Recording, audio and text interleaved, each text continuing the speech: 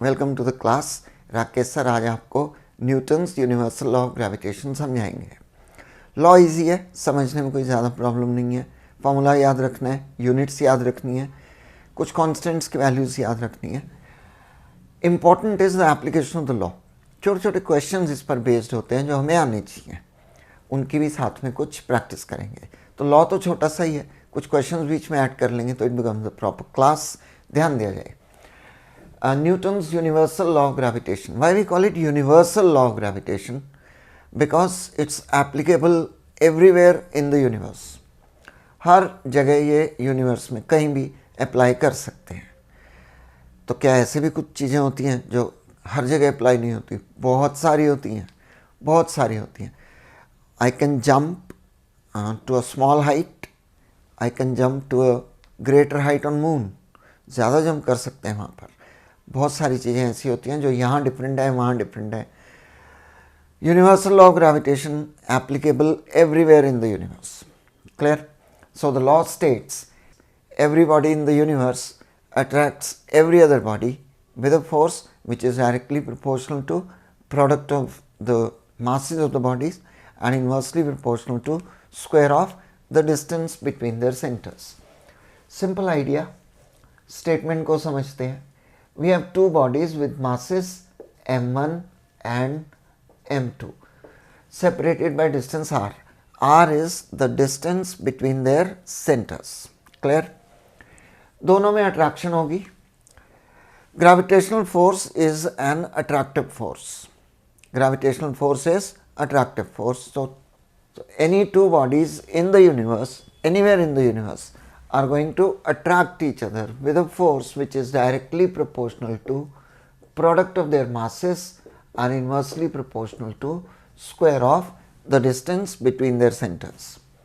Combine कर दें इनको, F is proportional to m1 m2 by r square. और जब प्रोपोर्शनैलिटी साइन हटाएंगे तो G एक कांस्टेंट इंट्रोड्यूस करेंगे, capital G, and this G is called universal gravitational constant. Universal gravitational constant, इसकी वैल्यू हर जगह सेम होती है throughout the universe. That's why we call it universal gravitational constant. कितनी होती है value?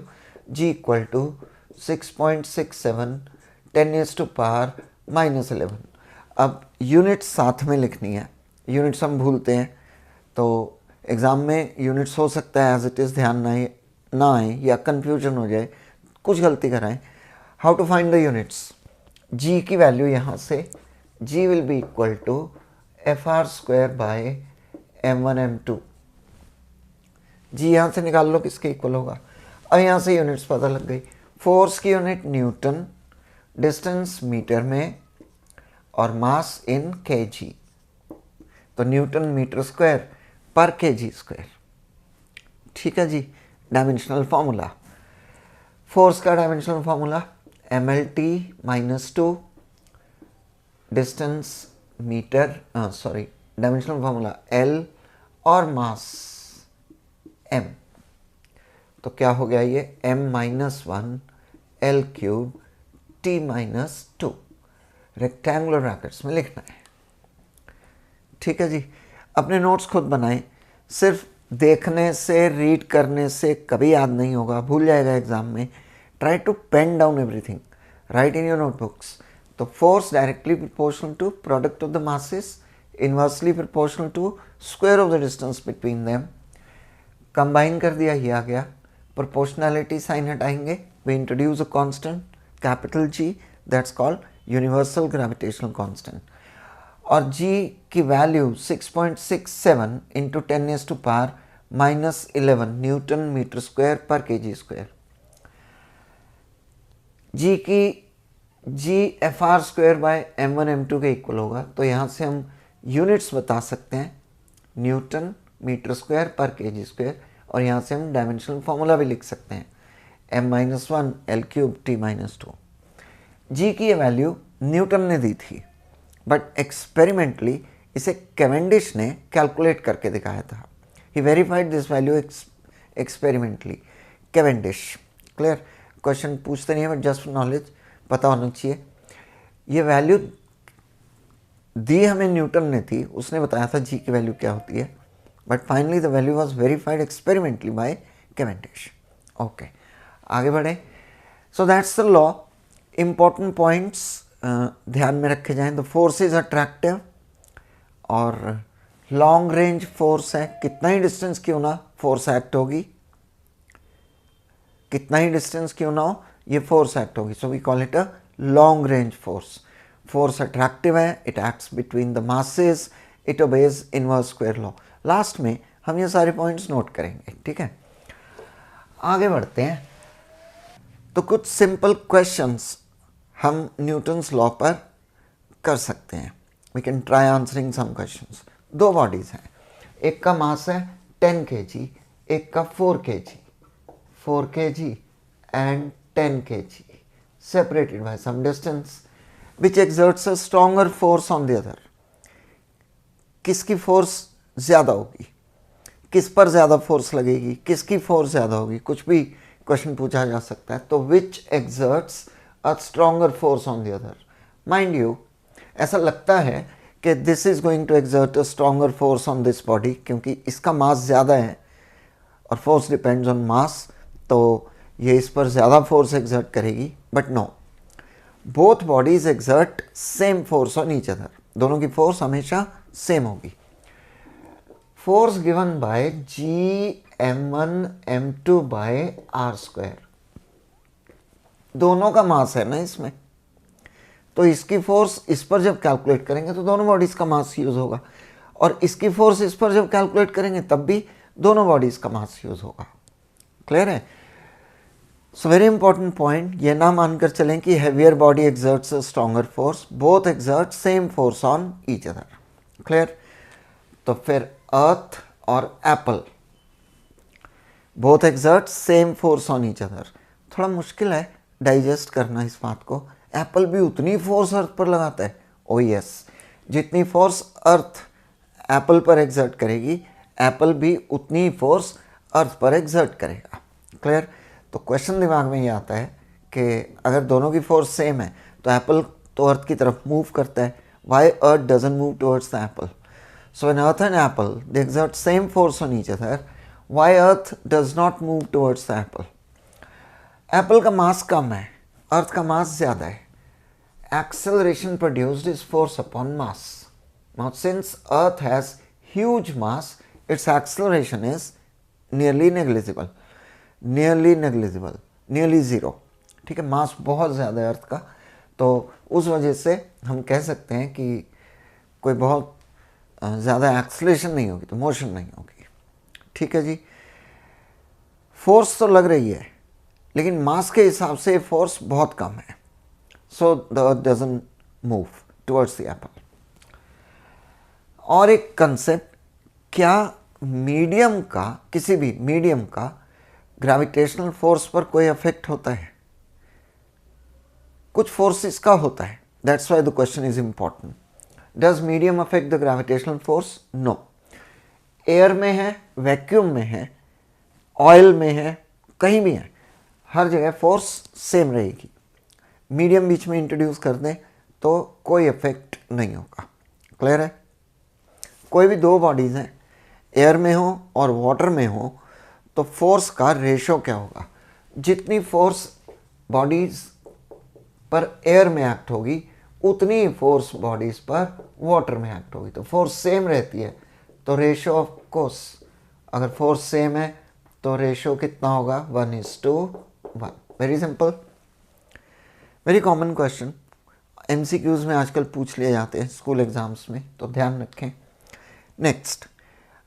Next is a very important question, what's the effect on the gravitational force between two bodies if masses are doubled, mass of each body is doubled and distance between them is half.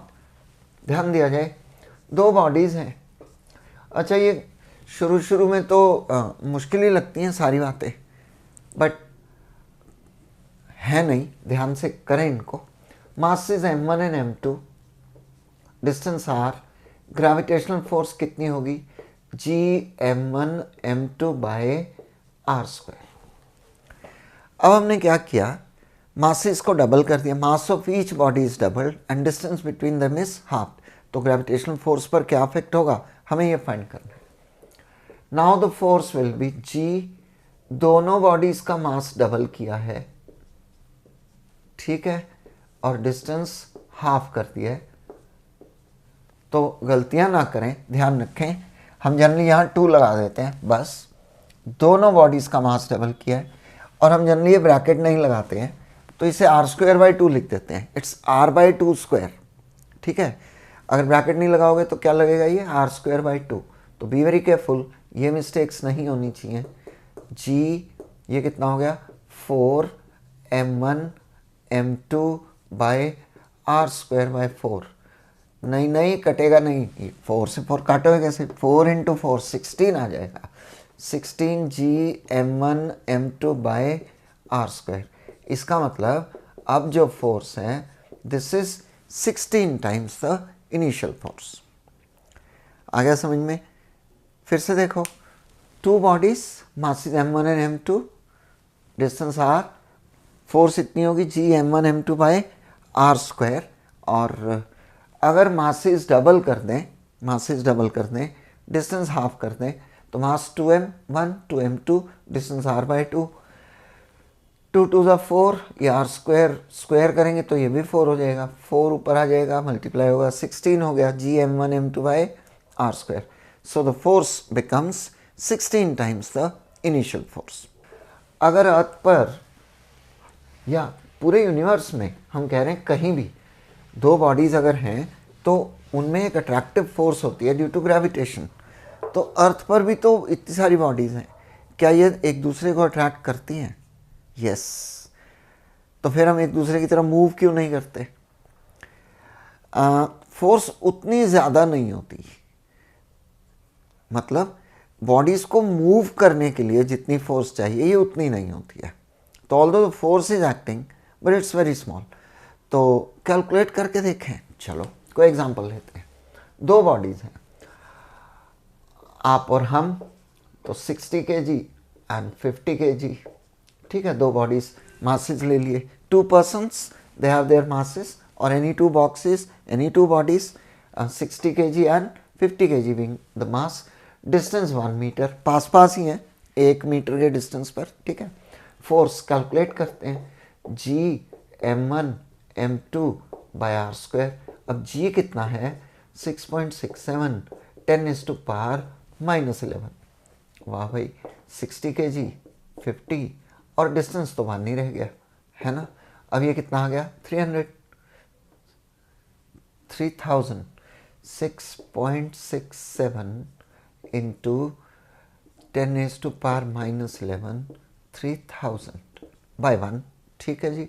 अब 3 ये आ गया 10⁻⁻8, इसको इससे multiply करो, 21 20 ये आ गया। So the value comes out to be 2 × 10⁻⁻। भाई ये तो बहुत कम है।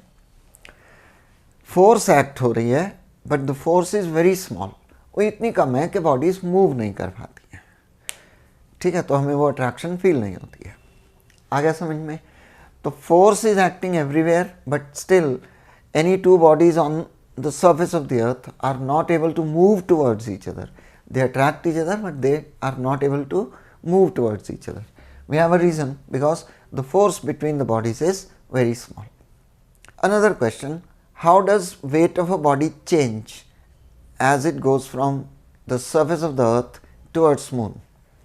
चांद की तरफ जाएं अगर हम, if we go towards the moon, how will the weight of the body change? Weight, of course, weight is due to gravitational force. सोचो जरा ध्यान से, यहां से we are going towards the moon. How does the weight change? नहीं, आपको लग रहा है यहाँ से उधर जाएगा तो वेट कम होता जाएगा, मून की ग्रेविटी कम होती है, तो जब मून पर पहुँचेगा तो ऑब्वियसली फोर्स कम लग रही होगी, है ना। ध्यान से देखो, as it moves away from the earth, as the body moves away from the earth, इस पर ग्रेविटेशनल फोर्स कम होती जाएगी, अर्थ की ग्रेविटी कम होती जाएगी, तो इसका वेट डिक्रीज होता जाएगा। एक पॉइंट ऐसा आएगा जहाँ force due to the earth and force due to the moon, earth अपनी तरफ अट्रैक्ट करेगी, मून अपनी तरफ अट्रैक्ट करेगा इस बॉडी को, तो दोनों की फोर्स इक्वल हो जाएगी, तो वहाँ नेट फोर्स क्या होगी, 0, तो वहाँ वेट 0 हो जाएगा। ठीक है, अच्छा हाँ यस, ऐसा भी तो होगा ना, मून भी तो है, हम सिर्फ अर्थ की फोर्स सोचते हैं, मून की तो फोर्स ही नहीं सोच रहे थे। जैसे जैसे जाएंगे अर्थ की ग्रेविटी कम होती जा रही है तो वेट कम होता जाएगा, फिर एक पॉइंट आएगा जहाँ अर्थ और मून दोनों की फोर्स इस बॉडी पर इक्वल होगी, वहाँ नेट फोर्स 0 हो गई तो वेट 0 हो गया। Now if the body moves towards the moon any further, और उधर जब जाएगी तो फिर मून की ग्रेविटी की वजह से वेट थोड़ा सा इंक्रीज हो जाएगा, पहले कम होगा, एक जगह 0 हो जाएगा, फिर थोड़ा सा इंक्रीज होगा। क्लियर है? तो ये कुछ कंसेप्ट्स थे Newton's universal law of gravitation पर। एक बार इन्हें रिपीट किया जाए, ये सारे याद हो जाएंगे, वन टाइम लर्निंग, एक बार से ही याद हो जाते हैं। नेक्स्ट क्लास में हम एक्सेलरेशन ड्यू टू ग्रेविटी के बारे में पढ़ेंगे। Thanks for joining in, God bless you all.